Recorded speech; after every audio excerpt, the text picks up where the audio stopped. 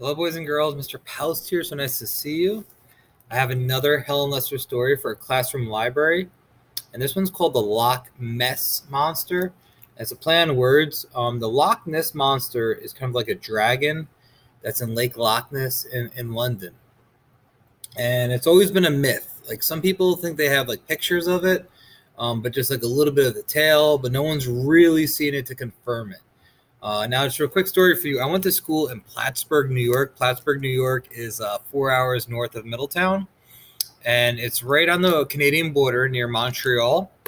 And here's a picture of the Adirondacks, and right in Plattsburgh, it's called Lake Champlain. Now, when I taught up there, I did my student teaching. That's like where you become like a teacher before you get your own classroom. And the kids there that lived in Plattsburgh, they would go swimming Lake Champlain and spend their summers there. But they all believed that they had like kind of like a Loch Ness Monster there in Lake Champlain, and they call him Champy. And I used to have a little Champy kind of dragon at my house. I'm sure I could find it. And I think it's actually a Plesiosaurus, which is a type of dinosaur, a Plesiosaurus. But so when I taught in Plattsburgh, all the kids would believe in Champy, and that reminds me of the Loch Ness Monster. And if you ever get to go up to Plattsburgh, there's an awesome ferry that will take you to Burlington or Vermont, and you can see it's a really big lake. So some people believe it, but this one is a Loch Mess Monster. Okay. And it's by Helen Lester. We have a couple of her books, and really, really enjoying this author study. Yep, there you go. That's what kind of looks like the pictures of the Loch Ness Monster, or Champy as they call it in Plattsburgh. In faraway Scotland, there was a famous lake called Loch Ness. And legend had it that deep in this lake lived a monster. No one had ever seen it. Oh, here we go. We got a glossary for something. These words are tricky. These are Scottish terms.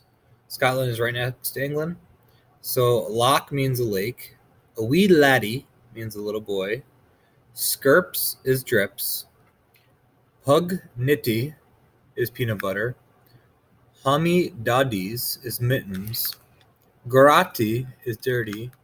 Tatties is potato. Heelan coo is Highland cow. And Peely Wally is sick. Those are hard words to say. All right. Oh, look at this. Looks like a family right there. But guess what? The legend was false. In truth, way, way down at the bottom of Loch Ness, there lived not one, but 3 monsters. There was Nessie, her husband Fergus, and their wee laddie Angus.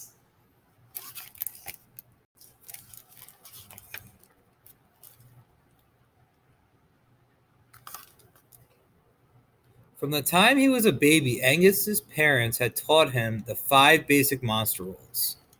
These are the 5 basic monster rules. Number 5, never behave in a monstrous manner. Number 4, never eat with your thumbs. Number 3, always say, "Excuse me," when you cough, sneeze, or burp. Number 2, always pick up after yourself. And the number 1 rule, never, ever, ever go up to the surface of the loch. So Angus was well behaved, ate with a spoon, and he said, "Excuse me," when he coughed, sneezed, or burped. But as he grew bigger, so did his messes.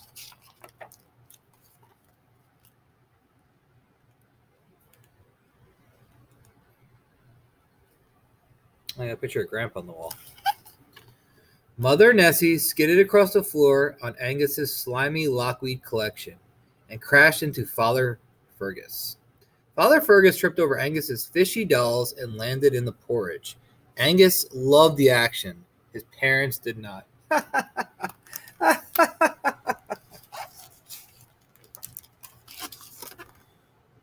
"Have you noticed that our laddie leaves skirps all over his dishes?"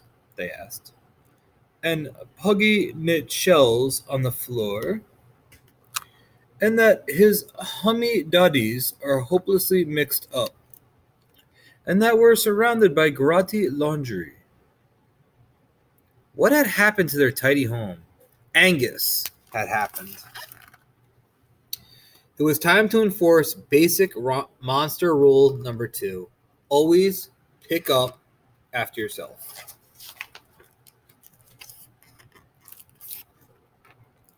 So Angus's parents told him that while they loved him very much, until he cleaned up after himself, he would have to stay in his room so that his stuff would stop spreading. Meanwhile, they would deliver his daily meal of milk and tatties in a can. So Angus went off to his room. In the days that followed, he didn't feel lonesome, for he had so much interesting stuff. Every day he would play with his toys, tossing each one on the floor when he was finished. Before long, the floor was full, so Angus tossed his used items onto the bed. Oh, look at that room. That would not stand in my house.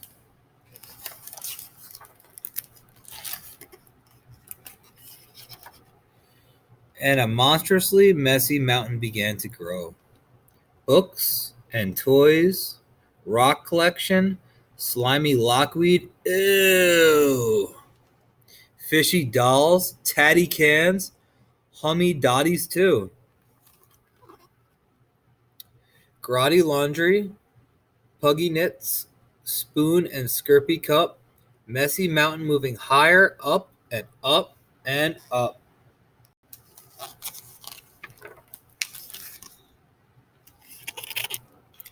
At night, as was his habit, Angus would check to be sure there were no monsters under his bed.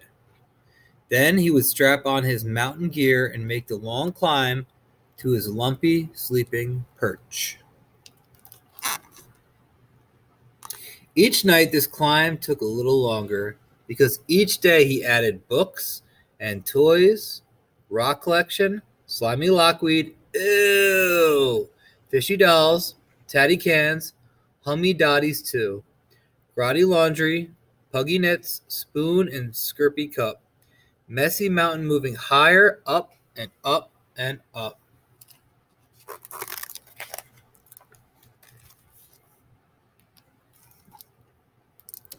Not only was the climb a long way up, on the nights when Angus fell out of bed, it was a long way down. Now, Angus was beginning to miss his parents. He was uncomfortable in his lumpy bed and dreadfully hot as he neared the sun on the surface of the loch.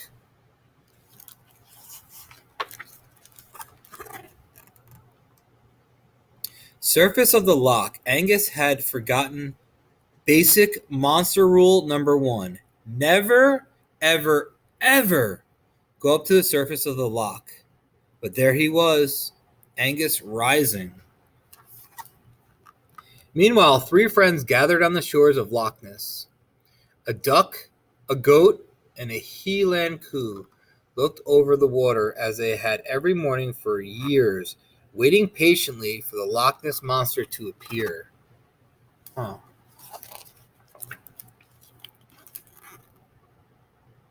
Oh, they're ready. Got the binoculars out. And at last, on this particular morning, they saw a wee ripple way out on the loch. Could it possibly be? They focused their camera, binoculars, and telescope. What they saw was sloppy Angus just awakening and rising on his bed of what had once been his bed. "What a mess!" exclaimed the 3 observers. The trio sadly shook their heads. "It's no the Loch Ness Monster. 'Tis the Loch Mess Monster."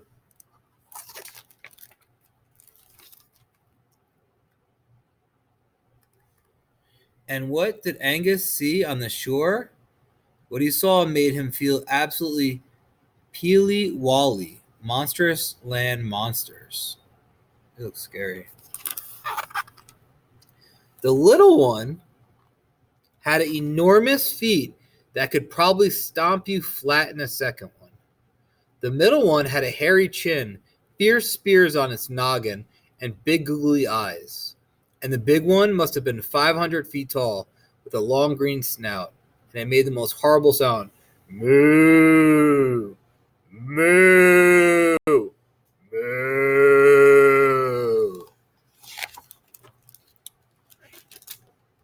Time to move! Suddenly, Sloppy Angus wanted to clean up.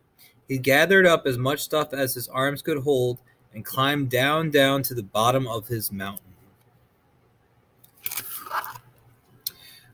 Let's see. Slimy lockweed on the shelf, puggy knit shells in the laundry basket, books and toys in the garbage, grotty laundry in the fish tank. No, wait. That wasn't right. Slimy lockweed in the fish tank, grotty laundry in the basket, puggy knit shells in the garbage, books and toys on the shelf. Now Angus remembered. And up he went for another load. Up and down, and up and down. Load after load until at last all of his stuff had found a place. Books and toys, rock collection, slimy lockweed, ew! Fishy dolls, tatty cans, hummy dotties too. Grotty laundry, puggy knits, spoon and skirpy cup. Messy mountain is no more. Angus cleaned it up. Yes, Angus. Angus was thrilled to see his parents, and as he had passed them, he called cheerfully, "I'm off to wash my dishes and recycle my tatties in a can-cans." His mother and father were concerned. "Are you peely-wally, laddie?" But Angus was not peely-wally. He was just glad to be plain Angus instead of sloppy Angus. That night he had a wonderful dinner with his parents, and land monster-free dreams on a smooth, cool bed. Epilogue here.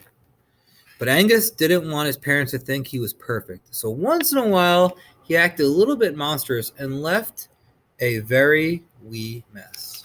All right, so that's the story. Do you think that there's a Loch Ness Monster? Oh, wait. Or as the students in Plattsburgh, New York say, there's Champy in Lake Champlain. What do you think? All right, boys and girls, hope you enjoyed the story. I'll see you soon.